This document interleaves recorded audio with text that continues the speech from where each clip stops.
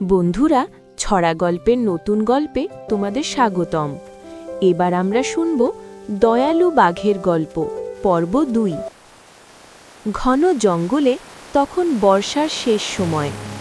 আকাশ পরিষ্কার, কিন্তু নদীর জল এখনো বেশ ফুলে আছে। রাজা বাঘ সকালবেলা জঙ্গলের পথ দিয়ে হাঁটছিল। এখন আর প্রাণীরা তাকে দেখলে ভয়ে পালায় না, বরং অনেকে দূর থেকে হাসি মুখে তাকায়।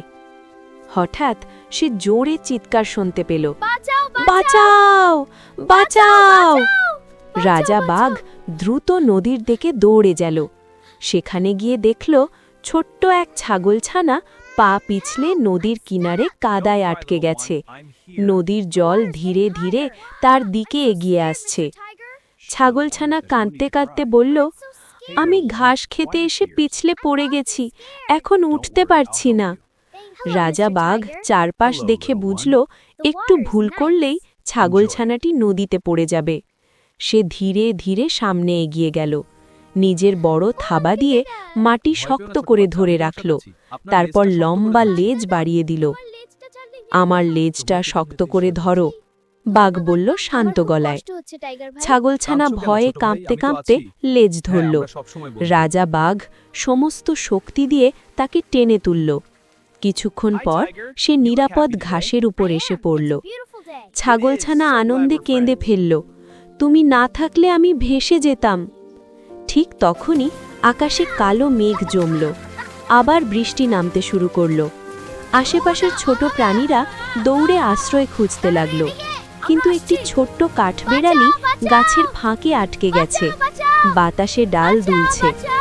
রাজা বাঘ গাছের নিচে দাঁড়িয়ে বলল, লাফ দাও, আমি ধরব। কাঠবেড়ালি সাহস করে লাফ দিল। বাঘ তাকে আলতো করে মাটিতে নামিয়ে দিল। এবার সবাই একসাথে একটি বড় পাথরের গুহায় আশ্রয় নিল। রাজা বাঘ বাইরে দাঁড়িয়ে পাহারা দিতে লাগল, যেন কেউ বিপদে না পড়ে। বৃষ্টি থামার পর সূর্য উঠল, আকাশে রংধনু দেখা গেল। ছোট প্রাণীরা গুহা থেকে বেরিয়ে এসে রাজা বাঘকে ঘিরে ধরল। হরিণ বলল, তুমি সত্যি আমাদের রক্ষা করো। কাঠবিড়ালি হাসতে হাসতে বলল, তুমি শুধু জঙ্গলের রাজা নও, তুমি আমাদের বন্ধু। রাজা বাঘ একটু লজ্জা পেয়ে বলল, আমরা সবারই যদি একে অপরের পাশে দাঁড়াই, তাহলে কোনো বিপদই বড় নয়। সেদিন থেকে জঙ্গলের প্রাণীরা বুঝল, শক্তি বড় কথা নয়, শক্তিকে সঠিক কাজে ব্যবহার করাই আসল বড়ত্ব।